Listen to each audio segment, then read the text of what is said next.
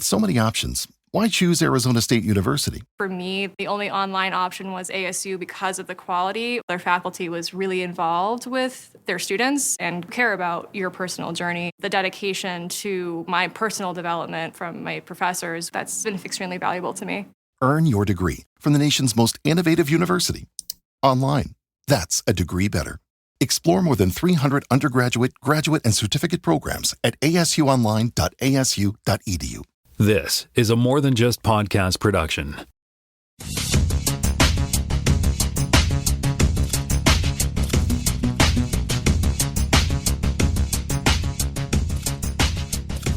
Welcome to Spotcast Season 7, Episode 21. My name is Tim Mitra. I am in Toronto, Ontario, and I'm joined by Jonathan Kuline in Jacksontown, New Brunswick. Hello there, kids. Right, and so how's it going? Yeah, it's going good. How are you going? It's going good. How's it going? All right, well, Jaime's not going to be here, so we're just making fun of him. No, with love, with love. Yes, with love. Yes, we're giving him props, I guess, is what I don't know what to say.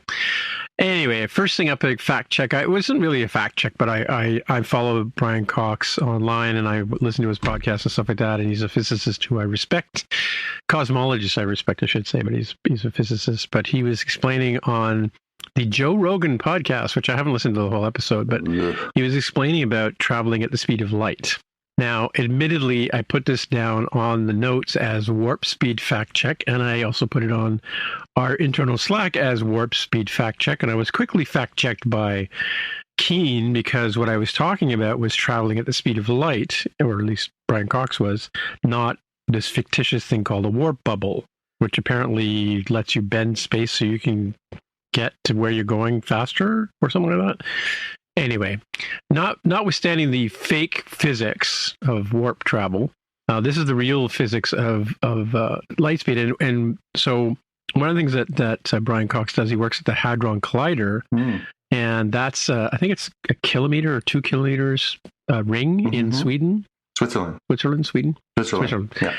And he said that, they can get the speed up there to 99.999% of the speed of light. And so to the photons traveling around the ring, that 1 meter or 1 kilometer or 2 kilometers, whatever it is, ends up being like 4 meters. Right? To them, from the perspective of the photons. But he said, so that kind of limit, I think he said 70% or 7 times faster or whatever. But he said that would mean that if we wanted to travel to Andromeda at the speed of light, we could do it in a much faster sense. Like to us, it would seem like not very long.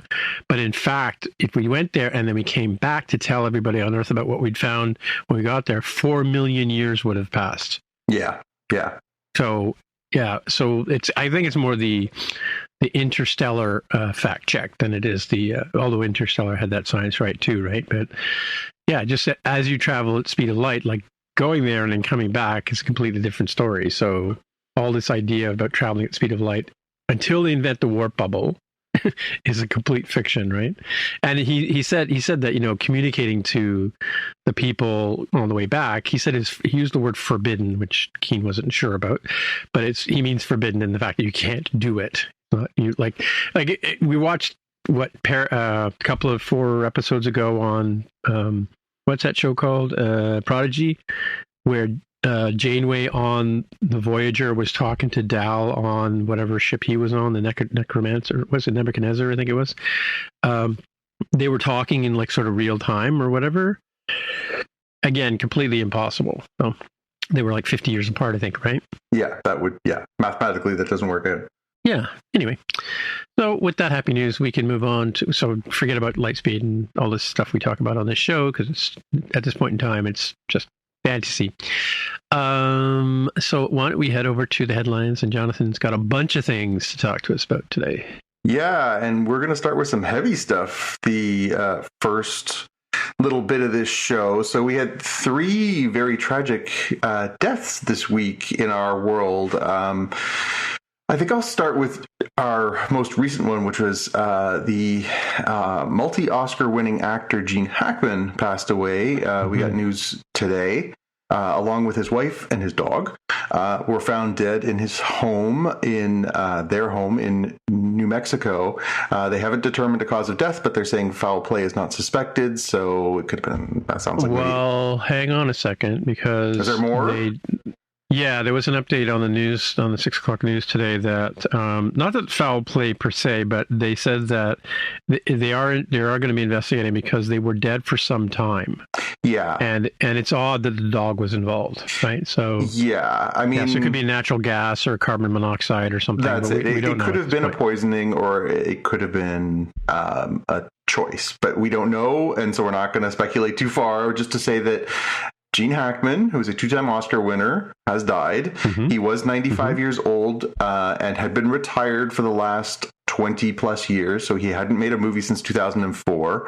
Oh, really? Yeah, he made a movie in 2004 called Welcome to Mooseport, wherein he is a political candidate, and it's a funny little comedy. But after that, he decided, you know what, I don't feel it anymore, and he just moved to New Mexico with his wife and his dog, and then retired. And hadn't really done anything. There were sightings. People saw him around town and stuff like that. But yeah, he was sort of out of the Hollywood limelight, as it were.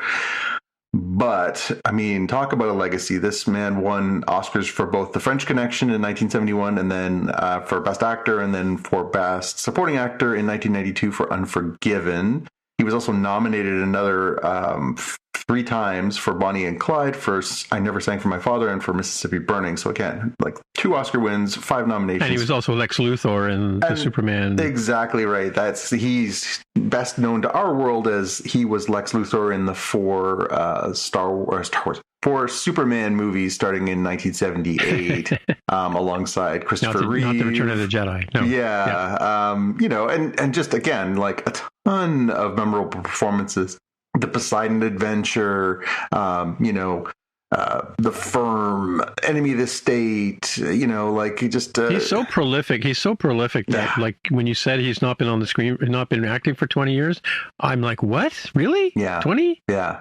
Like, he's such a good guy on screen, right? So, and just, I mean, by all accounts, not the best hang. Apparently, he took his craft extremely seriously, but I mean, the rewards were in the performances. I mean, his performance in Unforgiven and French Connection are 2 of the most incredible, crackling performances you'll ever see. I was explaining to Xavier, it should have been called the Quebecois Connection, but there really was. They didn't call themselves back then that, right? So yeah. And wouldn't have sold as well as the French Connection, I guess. An absolute icon, an absolute living legend until today, and somebody who absolutely. I mean, you can't argue that he wasn't one of the most important actors of the last 50 years. I mean, he truly was. Well, I'll say this. If you're into police dramas and you're into like whodunits and all that kind of stuff, and you haven't seen The French Connection, stop the podcast and go watch it, because that's the template for 99% of the shows that are out there these days, right? Yeah. Like it is unbelievable. And it's dated, but don't get me wrong, but it is a phenomenal movie. And his performance is the part that holds up. If you go back and you're right, if you watch it, it feels like a movie that was made in the early 70s. Especially because there was a real shift in the 70s and then into the 80s on the way the movies were made. It feels a little dated, but his performance is mind-boggling. It's so good. Is that Norman Jewison? I think it is, yeah. Yeah, okay. It's a great movie if you haven't seen it. It's a must-watch before you die movie. And Unforgiven is one of my all-timers. I mean, that... He's just like... He is so good at playing a bad guy who does not think he's the bad guy, who thinks he's the good guy. He thinks he is absolutely this paragon of virtue, and you just hate his guts by the end of that movie. Yeah, he's very bigly. Duck Guy says, he's tremendous in that movie. So again, this is a huge loss. We were the better for his performances.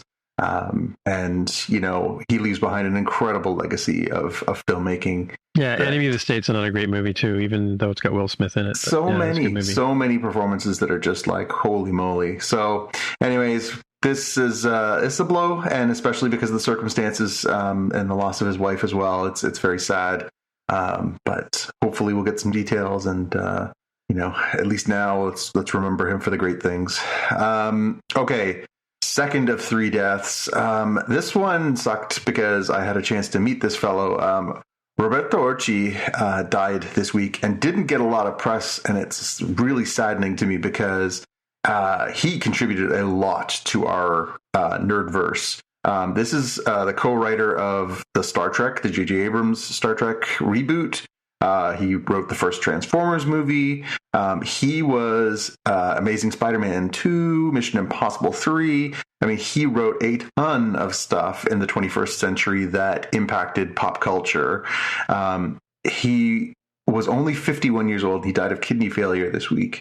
I did not know that he was in ill health. I had a chance to meet him on the Transformers when he was doing that. Very funny, very self-effacing fellow. I really, really enjoyed getting a chance to meet him and talk with him. And along with Alex Kurtzman, who's gone on to do the Star Trek Discovery, new Star Trek stuff at Paramount. The two of them were sort of the big duo for screenwriting from early 2000s right through to like mid 2000s. They worked together on a ton of stuff. And even before that, he was working on, he got his start working on like the Hercules syndicated show, the Xena Warrior Princess. Then he went on to work on like Alias and Fringe, and admittedly, he also worked on Cowboys and Aliens, which is not the greatest thing, but I mean, he just did a ton of contributing to the kind of stuff that we like. And man, to lose him at 51 as somebody who is also in that age range is just extremely, extremely sad. All right, number 3. And number 3, this one really hurt too.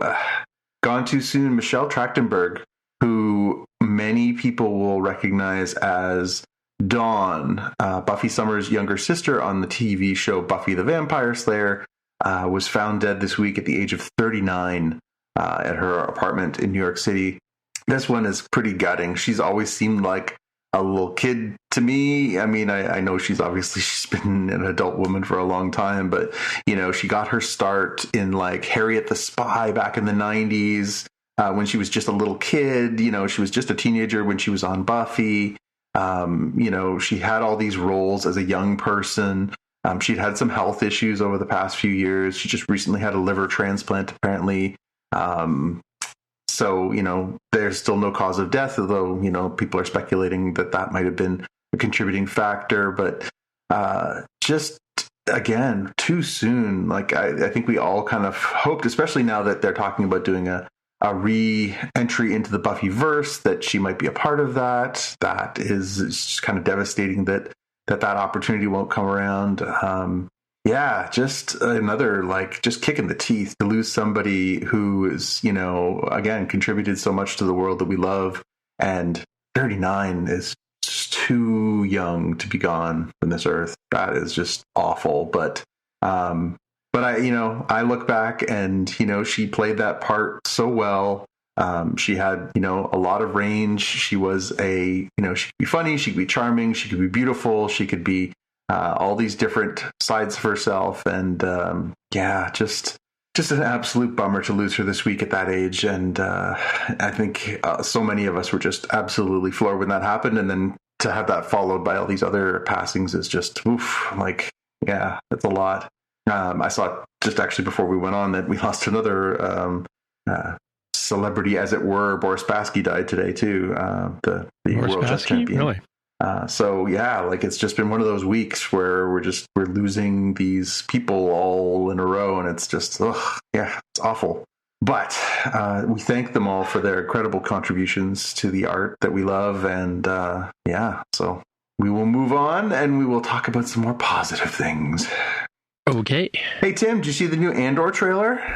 I did. I did see it. It was pretty cool. I've seen it several times. It's come up a lot in my feeds, right? Like just sort of the beginning sort of notes of it, with the person walking away from the camera. Mm-hmm. I've been enjoying the fact that, so I, in my previous jobs and currently, I follow a lot of different things in multiple languages, including a lot of French, because I work in a bilingual province. We live in a bilingual country. It came up on my Disney Plus promotional feed on one of my social channels. So the whole thing was dubbed into French, but with the same music and everything else. And I was like, okay, that's pretty cool. I actually kind of like it in French. This is a pretty banger trailer. I mean, this is the first sort of prolonged look we've had at this. Again, doesn't really get too much into plot, but I don't think you really need to get too much into plot. And they deliberately didn't do that a lot in the first season either. They kind of gave you these snippets of what's to come. It's built around the theme of revolution, of rebellion, and we know that this season is going to bridge what we saw in season 1 with what we see in Rogue One. Rogue One, yes. So yeah, it's going to be, I think, a pretty cool thing. They also followed up this trailer by announcing that they're going to be releasing this show in blocks. Weird. We knew from the first season that they kind of told these little 3-episode arcs, these sort of mini movies almost, that told different segments of parts of Cassian Andor's life. Well, they're doubling down on that because this time they're dropping, 3 episodes a week every week for... it's 3 episodes a week. 3 episodes a week every week for 4 weeks, and the series is done. So wow, Andor is going to be a power move for 4 weeks, as we have basically like a 2.5 to 3 hour movie each week of Andor setting up the finale. So yeah, I mean, pretty bold. I hope that it works like that. I mean, I kind of was hoping we'd have a couple of months worth of time to talk about this stuff. It seems like we're kind of powering through it, but I also love this series. It was probably the best TV show I've seen in the last 5 years. So if they want to give it to me faster, I'm fine with that. I'm glad it's not full Netflix mode where it's just like, here's all the episodes, good luck. But yeah, it's a different way of doing things for Disney. So it's interesting. Do we have any idea what day of the week it's going to come out on? I believe it is coming. You said selfishly? I believe it is coming on Tuesdays. So let me just double check since I have it here. Let's see. So April 22nd is the first week that it is on. April 22nd is a Tuesday. So it is debuting on 4 consecutive Tuesdays from the 22nd. So it'll be Monday, basically. Well, yeah, and that's it. We've been joking between ourselves, especially on our Slack, that just seems like time means nothing to these streaming services anymore, because Severance comes out, says it's Fridays, and is almost always just waiting for us when we're done this podcast. So who knows? Yeah, 9:00. Yeah. Yeah. But so April 22nd, 3 episodes. April 29th, 3 episodes. May the 6th, bit of a window loss. It could have done May the 4th, but May the 6th, 3 more. And then everything wraps up by May the 13th, episodes 10, 11, and 12. So, yeah, I mean, it's kind of a strange choice to do it that way, but yeah, off we go. Do they have anything else in the can from the Star Wars universe coming? No, there actually is a bit of a question mark, because they have not announced any animated follow-ups to Follow-Up Bad Batch. We know that they're working on Ahsoka right now. They filmed the Mandalorian and Grogu movie. That's been filmed, so that's now in post-production.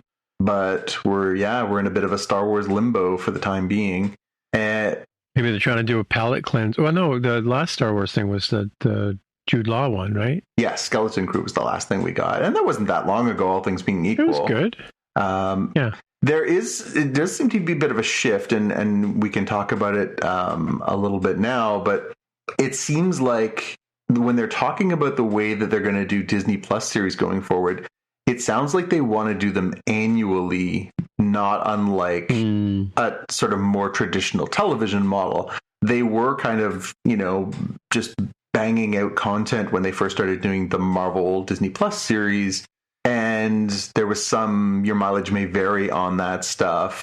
when they talk about Daredevil, which, we will talk about more later in this episode too, but Daredevil Born Again starts next week, and they are treating that as basically season 1 that is going to be on this year, and they want a season 2 this time next year. They want it to be more like an HBO model. They want it to be more like something that is like consistently building, not just something that is just like, we chuck it up, it goes on for a few weeks, we come back to it 3 years from now. They want to be a little more consistent and methodical in the way they deliver this stuff. So it'll be interesting to see where Star Wars fits into that, because the next things that we know about don't necessarily fit into that, and obviously be very hard for them to do necessarily. I don't know where Ahsoka season 2 fits into that kind of model, but if they're going to do a season 3, do they set up a season 2 to set up a season 3, or are they jumping right into the big crossover that they're doing? Does it carry into the Grogu and Mandalorian movie? I don't know. Well, we'll wait and see. Wait and see. This story got me excited this week, and it was, again, maybe we got a little bit of a hint of this, because not long ago, so the story is that Marvel and DC Comics are going to do a comic book crossover for the first time in more than 20 years. We got a tease of this maybe in the fact that recently there have been 2 omnibuses released that collect a large amount of the crossover material between the 2 companies over their existence into jumbo-sized books. And the fact that we got those, and there was certainly an appetite, because a lot of that material, because it's co-published and because of the, like who, how do they split the profits, and who does what publishing, and all those factors make it difficult to do that kind of work to cross over and reprint and print these things. The fact that they decided to do that last year, I think, had everyone's ears perked up to maybe this means they could get back into doing this kind of stuff. So when they announced last week that they're going to do a comic book crossover this year, it was pretty exciting. They haven't announced a ton of specifics. They did announce this at a comics event last week. And it's going to be, I guess, 2 one-shot books. So this is not an ongoing series or anything like that. It's one book is called Marvel/DC, one is called DC/Marvel. They haven't really talked about what it's going to be involved. Obviously, there have been tons of crossovers over the existence of these 2 companies. There have been some really memorable ones where we got, Spider-Man meets Superman back in the 1970s, Teen Titans and the X-Men in the 80s. Into the 90s, we got some little weirder ones like Batman and Captain America, or Silver Surfer and Green Lantern, stuff like that. And then they did the whole amalgam stories in the 90s that were these, they took sort of their iconic characters and combined them. So they combined Batman and Wolverine and got Dark Claw, and, did some of these funny, it wasn't my cup of tea, but I appreciate what they were going for. In my opinion, the best crossover they ever did was the JLA Avengers series in the early 2000s. George Perez and Kurt Busiek did this 4-issue miniseries, and it was, George Perez was just absolutely firing on all cylinders at that point. He drew so many, just hundreds and hundreds of characters into this book. It is spectacular. If you get a chance to read that one, I highly recommend it. The story's good, but the art is unbelievable. Nobody draws detail like George Perez in that era, and it'll make you just weep for his loss. He unfortunately passed away a few years ago, but anyways, all that to say, terrific news that we're going to finally get a new chapter in this. We have. As I say, it's been 2003 was the last time these 2 crossed over. So 22 years was the last time we saw something that had all these characters in one place. I'm really curious to see what they're going to cook up with to make this mean something, to make it impactful, to make it feel like this is a big deal, Sounds good. Cool. Speaking of Marvel, spinning out of Daredevil Born Again, we know that John Bernthal's The Punisher is going to make an appearance in that show. carrying forward the character from the Netflix series. They have announced that they're going to do a 1-episode Punisher show on Disney Plus. So if you were hoping for another Punisher series, so far we're not getting that. Although I guess the hope is that his character will recur in the MCU since he'll now be part of it. But they're going to do this Punisher special not unlike what they did for the Guardians of the Galaxy holiday special, the Werewolf by Night. It's going to be kind of an event, 1 episode, just kind of here it is. Let's just put it all out there in 1 episode and go kind of thing. So I'll be curious to see what that is going to be like. Apparently John Bernthal, obviously playing the Punisher in this one, but he's also going to be working on this behind the scenes, working closely on collaborating and putting this out. It isn't going to come out until next year, so you will have to wait a little bit to see this one. But I would say, as far as announcements related to the Disney Plus ongoing future of Marvel, that's a pretty cool one, because I really do enjoy that character, and his portrayal is pretty memorable, right? Mm-hmm. Yeah, I don't think I've seen too much of I don't think I watched The Punisher yet. So. Oh, you haven't watched the Netflix series? I don't believe I have. No. Some people, again, I've heard mixed results. Some people really love it. Some people are a little, lukewarm on it. There were times where it felt a little gratuitous, because it's hyper violent. It's true to the character from the show, and the motivations of the character are pretty dark. So you're going to have to deal with that. It's not for everybody. I get it. And obviously it's, there is a sort of element of, one of the reasons why people have cooled on the Punisher over the years is that it's just sort of, very much glorification of gun culture and that type of violence, which isn't for everybody. And I completely respect that.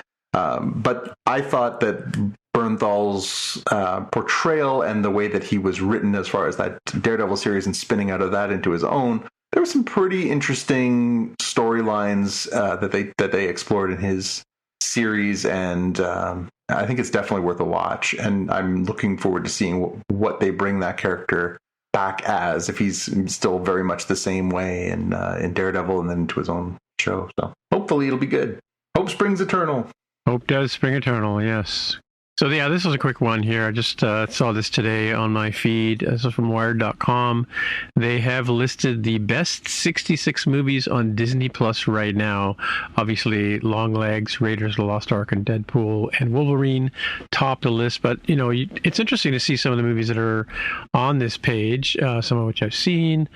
I talked about Romulus. You've talked about Inside Out 2. There's Love Gilda, which is a documentary about Gilda Radner. There's a number of the Beach Boys movie, Fantastic Mr. Fox, which I still have not seen yet. Oh, that's a fun movie. Yeah, and then, Poor Things, I watched that. Summer of Souls, which is I believe that's Questlove's documentary. Yeah, it's terrific. Yeah, I just watched his documentary on Sly Stone, which is really good. So yeah, just check out this link here, of all the sort of shows, X-Men, a bunch of different shows that are available for, well, not free, but part of your prescription on Disney Plus, or your trial if you're doing a trial, right? Princess Bride, yeah, it's cool. Nightmare Before Christmas, all classics, all the Avatar movies, most of the Marvel stuff, the recent stuff since. I guess Iron Man was the first one. 2008. Yep. Yeah. And of course, if you have the Vision Pro, everything from the Avengers has been released recently in 3D. So you can watch the first Avengers movie and then all the subsequent Endgame and the final one, right? Whatever. Or was Endgame the final one? Who can remember? It was Infinity War. Infinity War. Ultron, Age of Ultron. Yeah. Age of Ultron 2 as well. Or was Age of Ultron the first one? No, that was the second one. All right. Anyway, so yeah, that's brings us to the main part of the show where we talk about something Star Trek related. This time we are still carrying our first time watch of Star Trek Prodigy, because our previous viewer, Jaime Lopez Jr., is not on the show today, so it's just me and Jonathan. And this time we're talking about Season 2, Episode 11 and 12, another two-parter called The Last Flight of the Protostar. Mm-hmm. And yeah, so there we go. We get to find Chakotay being grumpy and, Yeah, living alone. It had a real, what was it, Batman, the Dark Knight Rises kind of vibe, where you're like, some time has passed, and for some reason, that person's acting completely different to their entire portrayal as a character. And you're like, oh, okay. In this case, it's that Chakotay has spent years on this planet where he was basically hiding the Protostar because he, didn't want it to fall into nefarious hands. And yeah, basically the crew ends up, as a result of the one we discussed last week, the big two-parter, they end traveling through time and finding him on this planet, Sita, and he's broken and he's miserable and he's cantankerous. And he's drinking blue milk. Yeah, exactly right. Yeah, he's drinking the blue milk. He sank his X-wing. He's now having a good time. And yeah, not as propulsive as the previous two-parter. I mean, obviously, there were certainly moments in this one about how they basically need to not only fix the Protostar, which has been kind of a relic here on this planet, but also fix Chakotay and get him feeling invested in this again. This felt like a very, we always talk about Star Trek. This felt like a very sort of, Star Trek trope in its own way of, how do they bring somebody around to realizing their usual self? How do they, all rally together on this big mission to fix this thing that needs to be fixed? In this case, it's both the ship and Captain Chakotay. And there's a wax on, wax off lesson. Exactly for right. Dal, And there's definitely, Dal in the wake of seeing some of the things that he saw in the previous two episodes, dealing with Wesley. That definitely he had some stuff to sort through. So that comes around here, and he and Chakotay definitely clash to start and definitely come around to each other as this two-parter continues. I thought it was solid. It wasn't, I don't think it was quite as good as the two-parter that had preceded it. And it's interesting that they chose to do like two sort of connected episodes back to back in like 4-episode run. But again, I was a bit confused about how the ship didn't sink into the clouds. Like that was sort of weird. Yeah, I think. Well, that's because at one point when he jumps overboard and he does it's almost like water. They almost treat it like it's like thick. So yeah. I mean, we're supposed to, I guess, take these things at face value that on this particular. Well, also the Protostar looked a little bit more beat up than it did in the for sure, right? Sure. Aren't they supposed to take it from here to where it's found by? Well, they do kids? have to do that, and beyond that, so in order to try and keep the Protostar out of nefarious hands, not only did Chakotay drop the warp core, but he also dropped the protocore. So in this sort of two-parter, part of it is them figuring out how are they going to get this thing to get going, and they managed to use they basically MacGyver themselves a way to get the deuterium they need in order to repower the ship, but it doesn't actually turn out to be that for the protocore. It's just for the warp core. So they have the ability to travel now, but it's like 3,000 light years to get back to Voyager. So they have to figure out how to get the protocore going. So I guess that's what the next couple episodes will be, is to figure out how they're going to get the protocore going. Yeah, don't they have to, I guess they must have to go pick up those parts that he dropped at some point, right? I guess. Yeah. So. Yeah. And actually, they're supposed to take it from here. They're not going to Voyager. They're going to drop it off on the planet or something. Well, I guess that's the question. Are they going to reunite with Voyager and then do that, or are they going to... Where's Wesley when you need him, right? Yeah, really. We need some plot exposition here. There was another cameo, though. We did get... we got... Gates McFadden back as Dr. Beverly Crusher, not looking exactly like she does when we see her in Picard, but again, more connective tissue, which is interesting. Short hair, though. Yeah. Yeah. Overall, I thought this was fine. It took me a minute. It took me a minute to sort of. The voice wasn't quite recognizable as well. Like I guess the rendering. Yeah, it did look a bit odd, but waiting for the credits to see that it was in fact Gates McFadden, right? But yeah, I think, like I say, I didn't think this two-parter was quite as strong as the one that preceded it, but I do think there was a lot of stuff to chew on here. And, obviously this season is about sort of propelling this forward so that we get to a place where we are going to have, all these threads that have been woven over 2 seasons, all these characters, all these different parts come together. So, yeah. Now, a word from our sponsor. All you homeowners have unique needs. Some feel the need to paint their door a vibrant shade of blue. Others have the need to decorate their bathroom with fish, anchors, and other nautical items. And because each homeowner has unique needs, Geico helps you get the right coverage for your home and what's in it. That way, you get exactly what's right for you, even if your needs are unique. Get more with Geico. Now, back to the show. Anyway, all right. So we move on to Severance? So.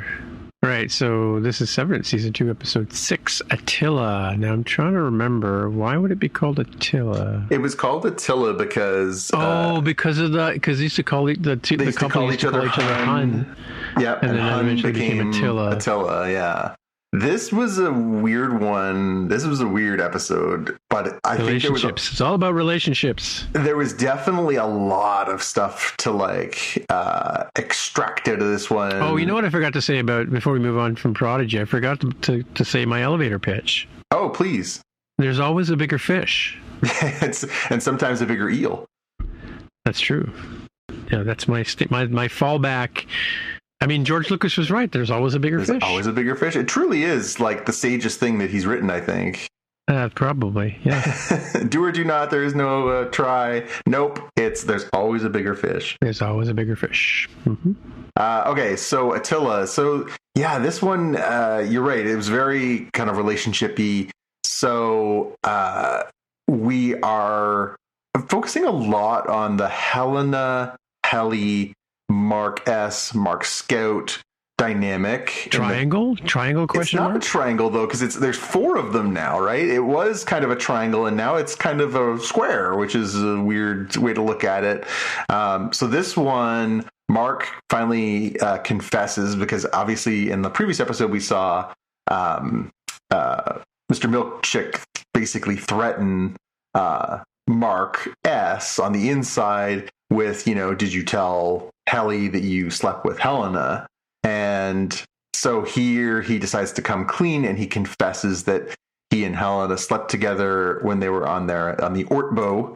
And then, Helly kind of, says, I'm jealous. Basically, I'm jealous that she got to sleep with you and I didn't. So the two of them build a tent and have their own experience there in the office. Which immediately I was like, so they're doubling down on the probably unprotected sex that they're having? Yeah. And it did make me wonder if we're going to get, this is starting to feel like a soap opera thing of if she gets pregnant, is she pregnant with Mark S's baby, or is she pregnant with Mark Scout's baby? And does it matter? I started thinking about that, and I was like, ooh, that's interesting. Mark Scout's not getting any. Well, it's true, except that Mark Scout is biologically the father of this potential child that, you know what I mean? It's weird that his innie is the future progeny of the future leader of Lumen, yeah. The Lumen Corp? Yeah. Yeah, it's weird because, again, we talk about the innie-outie dynamic. It's possible that he could potentially have, because of these 2 trysts, he could potentially have slept with 2 versions of the same woman, gotten her pregnant, and the outie person would be in a way responsible, even though he had nothing to do with it. It's really interesting. So I think I don't know if they're going to go there, but I was thinking about the math on that. And I was like, that's really interesting. And then, and it's odd too because to me, the innies are more childlike. Yeah. Right. They're more corporate players. They're more, because when you know what it's like when you work in an enterprise, there's a certain decorum. Well, and you remove some of yourself from when you're in a workplace, right? You hold things back because it's not appropriate to be as, much yourself as you are. You can't be, you shouldn't be as forward as you might be on the outside, right? Yeah. Yeah. which is probably a good segue to the second half of this episode that kind of focuses on, again, this is more of a triangle, although, again, this might even be more complicated than a triangle. It might be a 5-part one. So this is the relationship between Bert and Irving and Bert's husband, Fields, which was really weird because, Bert had invited Irving over for dinner, and this is all in their outie personas. And, Irving, of course, being fired for what happened at the Ortbo. And then, Bert basically invites him over to dinner, and then Fields is there, and they're having these really weird discussions. Fields is getting pretty liquored up as it's going on and saying things that maybe he shouldn't be saying, and revealing, the motivation for why Bert joined the Lumen organization. We get a bit of hey, what does that mean when Fields says, oh, he's worked there for over 20 years, when we know that severance wasn't really a thing then. And then, Bert later on is trying to say, well, he drinks too much, he doesn't know what he's talking about, but that's obviously a pretty dead giveaway for it. Of course he does. And so now we're left thinking, was Bert targeting Irving during the first season? Was he trying to find some stuff out about him? Is he clearly he's got more knowledge of Lumen and Severance than he let on. He's not the sweet, innocent, man that Irving was falling for in this first season. There's got to be more going on now. So, but don't they I'm trying to think back to first season about how the four musketeers stumble across Bert's department. Yeah, because he's didn't they go on and explore or whatever and then find them? Because because at first they were looking around, and then they found him working. I think first he was outside of his department working, and then he and Irving met a few times sort of outside of their departments, and then eventually they went to the department as they were continuing to explore. That's around the same time they found the goats and all that other stuff, right?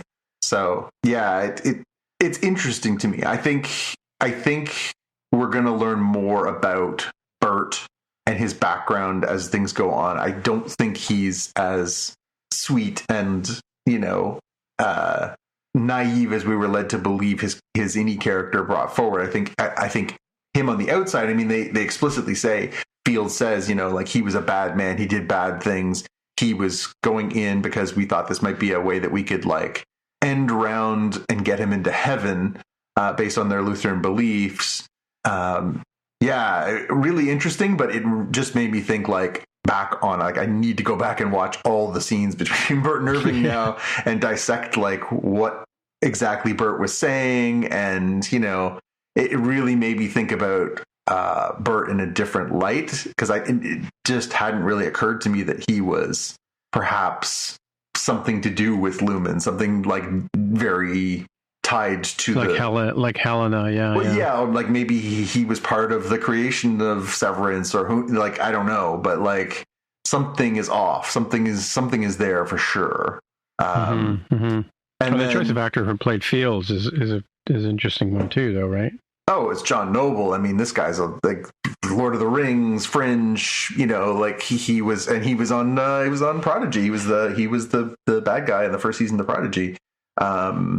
This is again another icon of acting / sci-fi acting, and he's delightful as Fields. Just absolutely just chewing the scenery up and and spitting it back out. That the tension between those three characters during that conversation where he's talking about, do you think the two of you had an affair? And I feel okay with it because, I'm okay with the idea that, an Innie has a soul, and if they have a soul, they deserve love. And it's really interesting, meaty stuff to chew on in this episode.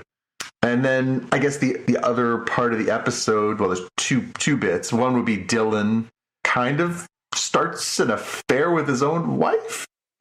Yeah, that was weird. Yeah. Where, she was doing the visitations, and then they start kissing. And then when she goes home, she lies to outie Dylan about what she did with Innie Dylan, which is, again, that is one of the more twisted turns of affairs too, where yeah, then now she's essentially having an affair with her husband. That's kind of weird. And then Mark is trying to figure out, his level of commitment to reintegration, right? To bringing his innie and outie personalities together. And so he's working with Ragabi on trying to do that, and is not doing well. And, by the end of the episode, he's not in good shape. So I'll be curious to see this week's episode and where that takes us. But yeah, he's struggling. I'll be really curious to see. I mean, we've got 4 more episodes this season. They are doing 10. They did 9 last season. This will be 10. I'm curious to see how much we'll get of an integrated Mark, if we're going to get a fully integrated Mark, and what that means. Because if he brings all that together, I'm sure his first thought's going to be, I slept with who? I did unprotected what? But yeah, this show's terrific. There's just so much happening, and there's so much nuance. I suspect this will be one that'll be an absolutely tremendous rewatch, because you're just going to pick up stuff. They're pulling all these threads forward and weaving them all in, so that when you go back, you're gonna pull new things out of it every time, right? No, it's very much it reminds me a lot of this Twilight Zone too, in terms of like the sort of office politic kind of explorations they did in that show, right? Like just the way and it's always a weird twist, at the end, right? Yeah. Well, yeah, it's cool. It's neat because it's and like we said last week, it plays in a lot of the sort of things that we deal with in the working world, right? Whether it's an NDA or management versus worker thing, or relationships you have with people, and how strange they are in and outside the office, kind of thing, right? So yeah, cool. All right, should we move on to the watch list? Yeah, let's go. Cool. All right. So I just bought Gravity 3D, Gravity, the movie Gravity from 2013. I bought it again because I bought it when I had my American account and it was on sale, and I've been waiting for the price to drop. And say what you will about it, it's amazing on Vision Pro. Even though it's not quite 4K-ish, but it's still a really interesting movie to watch in 3D. And I'm a space nut, so it doesn't matter that it's not accurate. But it's. I think the word you're looking for is nonsensical. Yeah, it's more. Yeah, it's a comic kind of adventure. But yeah, but it is pretty. It's an interesting thing to watch and experience. Like the cinematography on it's pretty good, even though the plot is kind of weird. He's a great filmmaker. He is a great filmmaker. Yeah, that's true. I mean the whole way they treat the equipment up in space, nothing moves that fast. If it does, many people die very quickly. So like you don't like blast off from the space station. You kind of float away. If you listen to Chris Hadfield talk about how the Soyuz actually leaves the station, or how they dock, and so everything's at super slow motion to be 100% sure, right? Because it's such fragile stuff, right? Anyway. All of those, all the award-winning movies have been nominated for Oscars and things like that, are on sale this week on the TV app or iTunes, wherever you go to pick your stuff up. In fact, I talked about the Wild Robot last week. That one is currently $9.99. So if you're looking for, it's like $6.99 to rent or $9.99. If I had waited a week, I could have bought it instead of just renting it. More fool me, right? Yeah, so a lot of the Oscar-winning movies that you can think of, if you're interested in getting those, like Everything Everywhere All at Once, The Zone of Interest, The Whale, There Will Be Blood, Dune, which by the way is a 3D movie on Vision Pro. Dunkirk is another good one to get. Bugsy, Gravity, as I mentioned already. Things like East of Eden, Sound of Metal, the Spider-Man Into the Spider-Verse. Is that the first one? Into the Spider-Verse is the first one, yeah. Yeah, the original Gladiator one, Parasite, which is not a good movie. Most of these things, admittedly, are on the streaming services. But if you're like a purist and you want to own them, the Barbie movies under $10 from last year, Goodfellas, Lawrence of Arabia, another classic. Yeah, so tons of, like, a lot of the Christopher Nolan stuff. So yeah, that's my pick for the week is the cheap movies on the iTunes app. Cool. Over to you, John.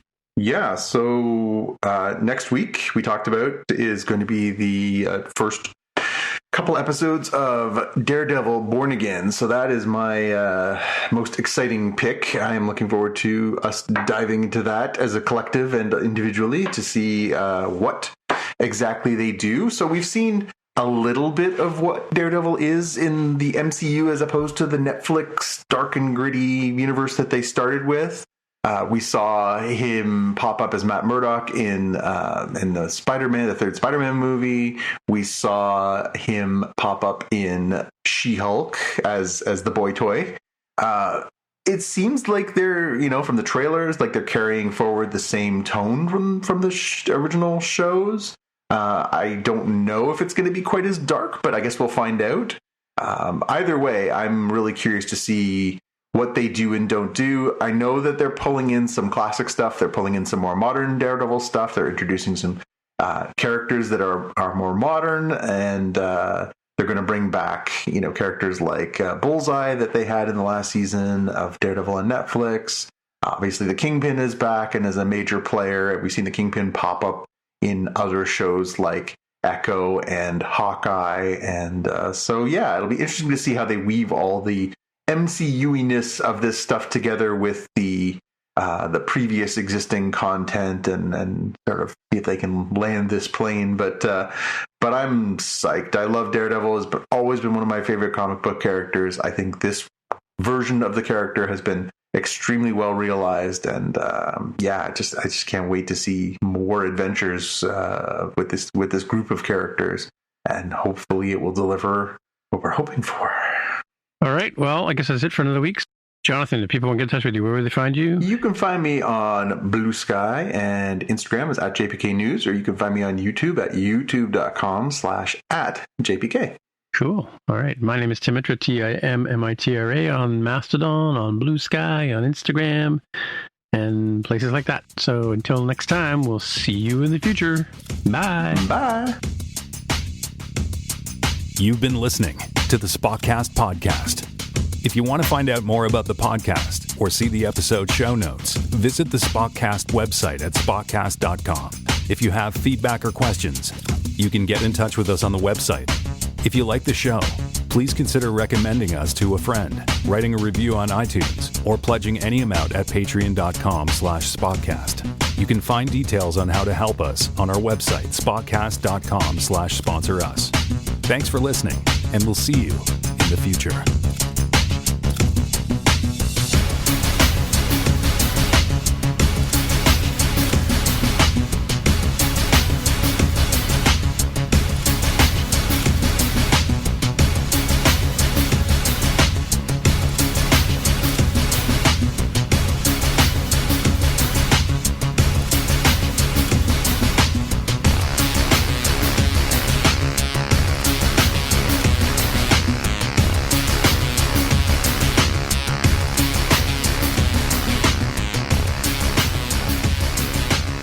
Pleased to know that you can get Dune Prophecy for $12.99 the entire season, Jonathan.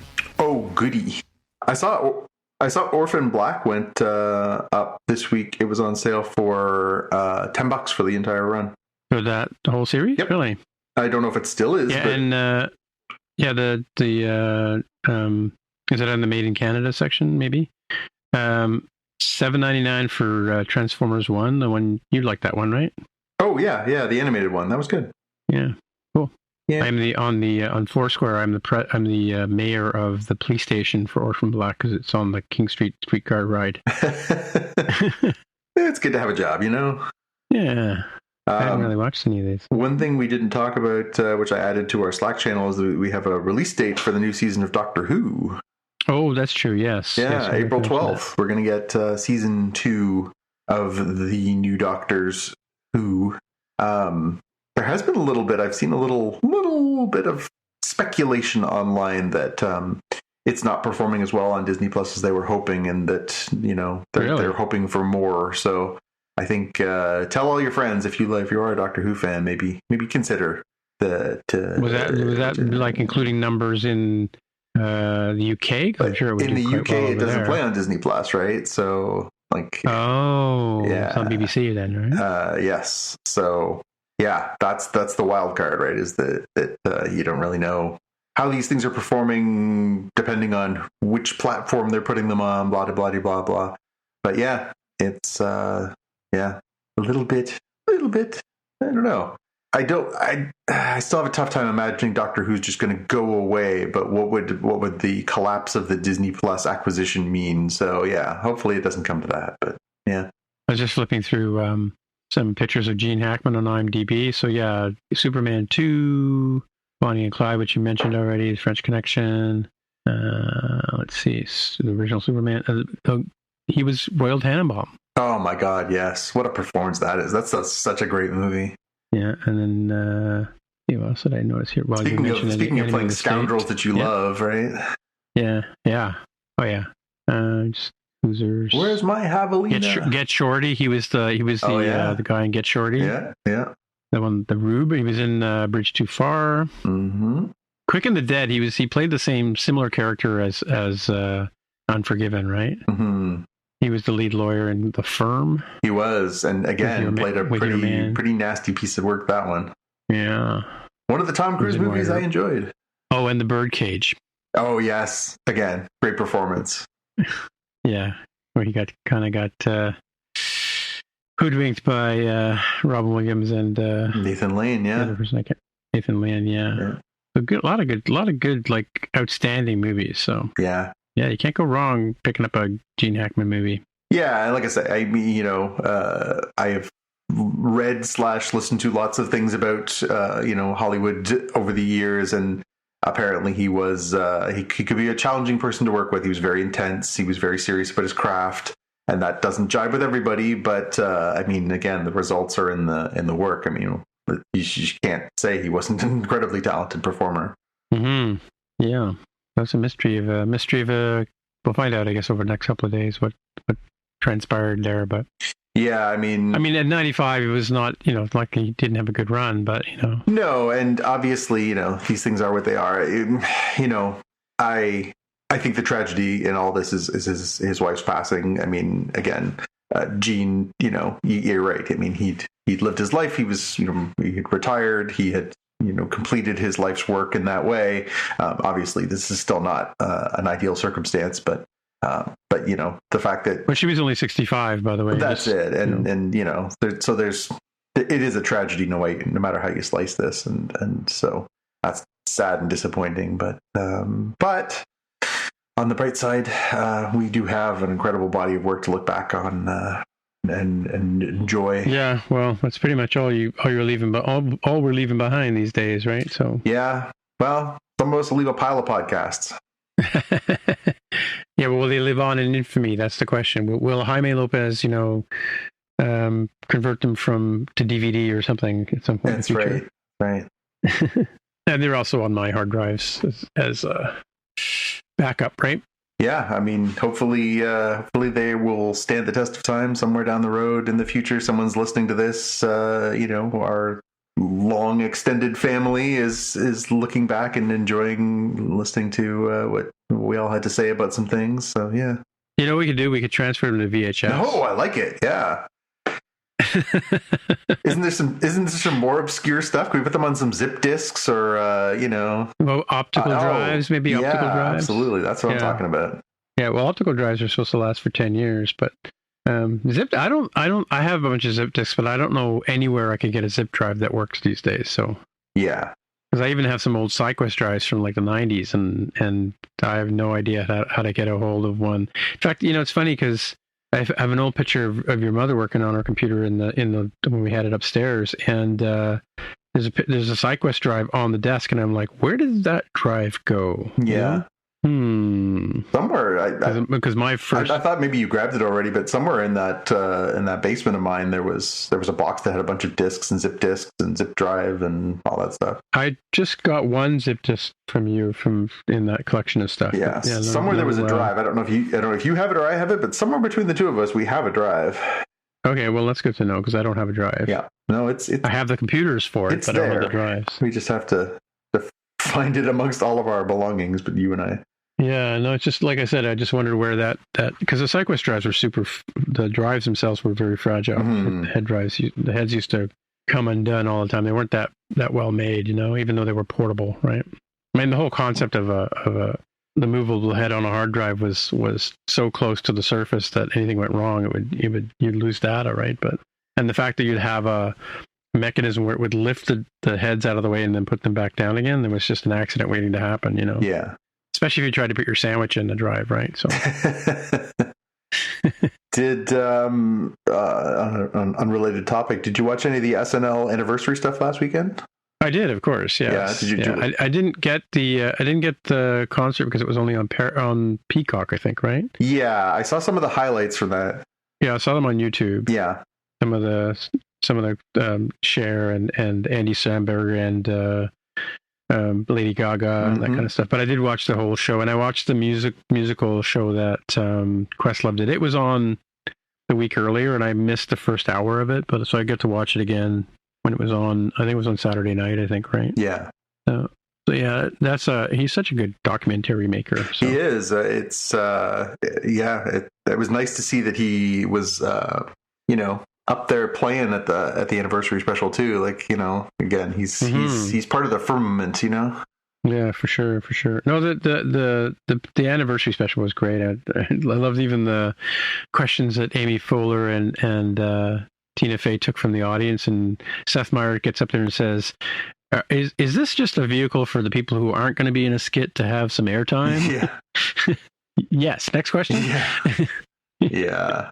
No, there was definitely some very funny bits. I like that they kind of integrated. They didn't just like scorched earth and do like nothing but the past. They didn't do nothing but the current. They kind of tried to blend it a little bit. That was good. I like that they. I don't know if you saw on this actually on the Saturday night show. They ran the very first episode. They did. Yeah, I recorded it, and I had seen it before because I was lucky enough. People always talk about their journey to finding SNL. Obviously, you're old enough that when it debuted, you were a teenager. I was a little kid, so I didn't see the first run, but I became first aware of Saturday Night Live because one of the independent stations in Toronto, when I was growing up, started showing the reruns. And so they would show the reruns when I was in my... Like, I didn't really come to Saturday Night Live as its own thing until I was getting close to, 10, 11 years old. People would talk about, I stayed up on Saturday night and I watched, Eddie Murphy or one of those kinds of things. But in going back and watching those reruns, they were showing, all the Steve Martin, Gilda Radner, Dan Aykroyd, Bill Murray, Chevy Chase, Garrett Morris, all these great, Lorraine Newman, Jane Curtin, all these, classic bits, John Belushi. And so I really developed a love for it. I mean, obviously, you know me most of my life, but, I love comedy. I love sketch comedy, and it just hit me in the funnies in a very particular way. So from then on, I was sort of, way in on Saturday Night Live. There were certainly some highs and some lows over the years, but it was interesting to go back and see some of those, the things that didn't work and the things that did, things they tried. The format of the first show compared to what we're familiar with now is so different. There was 2 different musical acts and stand-up comedy in it, and a really coked out George Carlin, and my wife and I started watching we watched the first 10 minutes of the first episode the other night, and I had just watched the Saturday night movie that we talked about, and they talk about how Carlin almost went into a cocaine overdose, and then you see him do that show, and you're like, oh, there's no way he's not. I'm a massive, massive, massive George Carlin fan, as you know.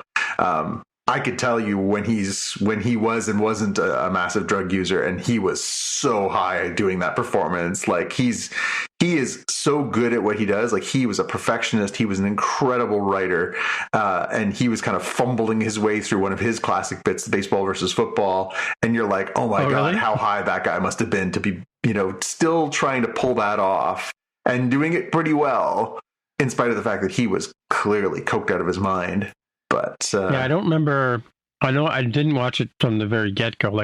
I came across it, in that first year that it was on, because I do remember the not ready for primetime players, like originally, because I remember when Chevy Chase left the show feeling, oh, that's not good, right? And then Bill Murray coming along and not liking Bill Murray because he was a new guy and that kind of stuff, right? So there's a deep history with Second City and SCTV and the Kids in the Hall. And so, in fact, Mark McKinney was a cast member for a while, right? They've definitely pulled a lot of Canadian talent for sure, but they've also, like Martin Short very memorably, and Danny Aykroyd's from Kingston. Well, Second City was also in Chicago, which is where a lot of those guys came from, right? It was, but don't forget, like, the most important player in all this is Lorne, who's Canadian, right? So, Lorne was very much avowed, and proud Canadian, always has been, and was more than happy to keep adding content over the years. So that's how we end up with, Mike Myers. That's how we end up with Danny Aykroyd. That's how we end up with so many of these iconic Canadian performers. Who were part of this show and continue to be part of this legacy. Hang on one second. Saoirse, shut up! Okay, sorry, go ahead. So how's your dog?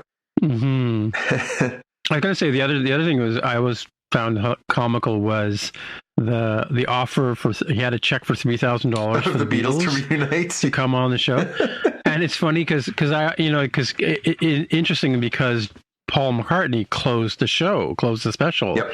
And I'm thinking, whatever happened to that, offer? Because at one point it was like $1 million or something. They did raise the price, right? But the first joke was the $3,000, and they showed in the music special after George Harrison was on the show, and he was saying, like, what about the $3,000? He says, well, it's like that was for the Beatles. That was for 4 people. How about $750? Yeah, I think I saw an interview a few years back with McCartney where he said, we actually happened to have been in New York at one point, and we gave serious thought to actually going down just for giggles to go down and actually, like, take them up on it. And in the end, obviously they didn't, but, like, could you imagine, like, I know. Holy moly, what a missed opportunity, especially because of obviously the tragedy that happened around John not that long after. But holy moly, that would have been amazing. But it was a great bit. It was a great bit by Lorne. Mm-hmm.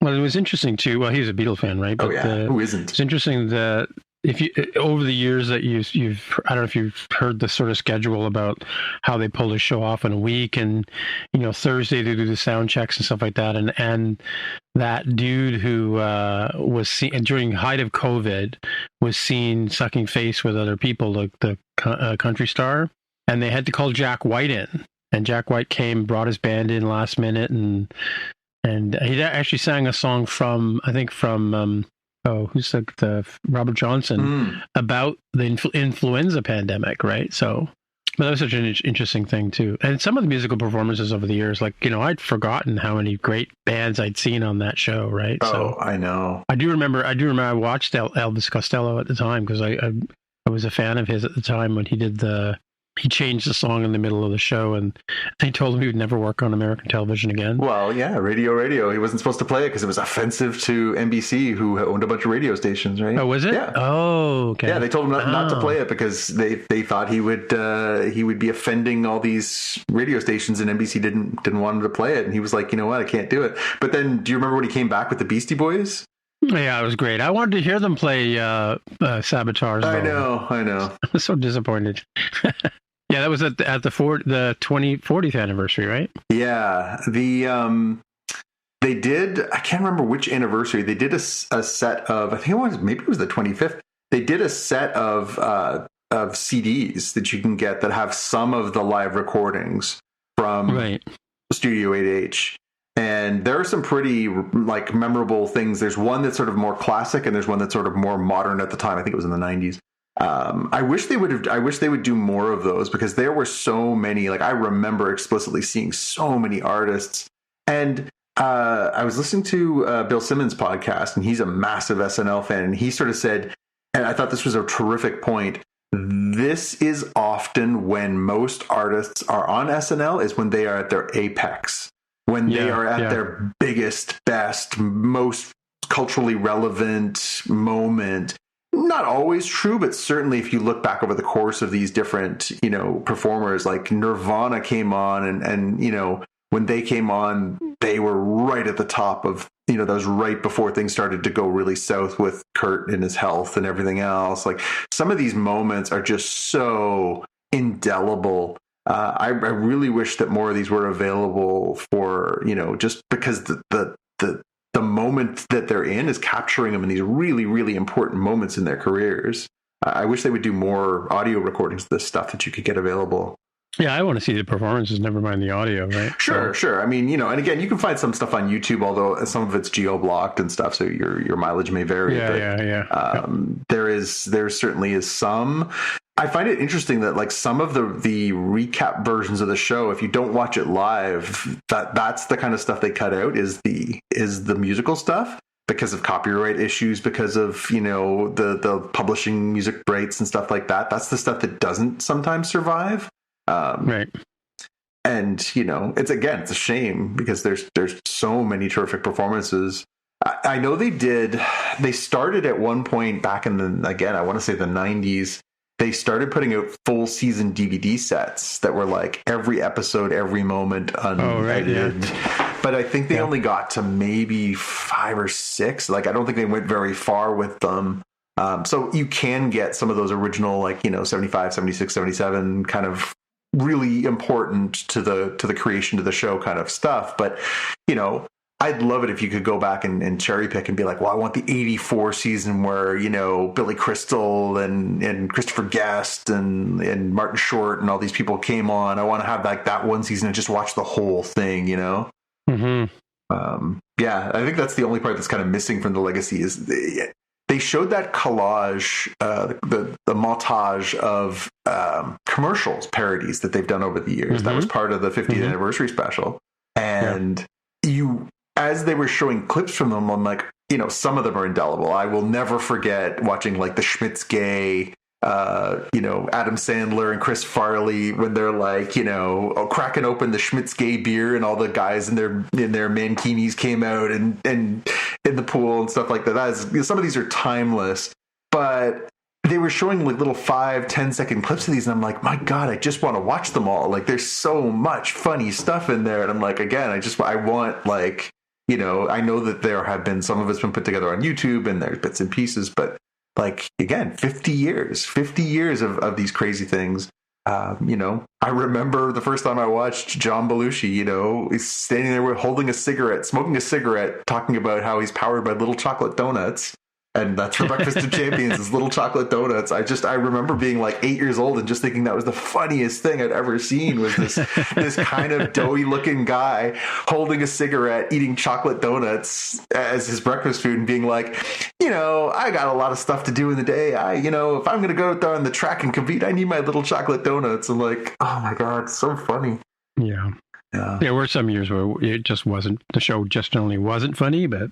Well, and they, obviously they struggled. Lauren was there for a bit and then Lauren left and then the show kind of, foundered a little bit and then it was kind of not sure what it was going to be. And then Eddie came around and Eddie was just this like rocket ship superstar in the early 80s. And then, after he left, people were like, well, now what? And that's when Lauren got like the Avengers together and did that one season. He did that one just sort of like, let's get everybody season where, Billy Crystal and Christopher Guest and Martin Short and brought all these like incredible performers together for one season, but they only did one season. And then he kind of had to rebuild again. And then you see it sort of slowly creep up. But then, coming off the heels of that was when you start to see Phil Hartman and Dana Carvey. And, you start to see the pieces coming together. And then later on, you see Mike Myers and it starts to come together and you get a new golden age in the early 90s again. And then, that starts to fall apart and you're like, well, then what? And then you're like, okay, what if we dropped, Bill Hader and, then we dropped, the next Jason Sudeikis and all these, Tina and Amy and Jimmy and like all these incredible performers that just sort of rise. You kind of, although I will say the one thing in watching this one was like, it does make you realize that this current cast is not a home run. There's certainly some good performers. I do like some of the people that are on the show now, but it's not an all-timer. We're kind of in a tween stage. They need a few more breakouts. Cool. Yeah, but it was good. Again, I love that they paid this much attention to it. I love that there's this reverence and this love for this show that has been so influential and means so much to so many of us. It was fun to just roll around in it for a weekend. Cool. All right. Well, I'm going to take off, and you're going to take off, and all good. Apparently they landed on the moon this morning. Okay. Firefly Aerospace. Are we there yet? Apparently they were either landing on the moon or they landed on the moon. Huh. What do you know? Didn't know about that. All right. Look for the good news. Talk Look for the good news. Yeah. Okay. All right, bud. Take care. Yeah. Bye. Bye.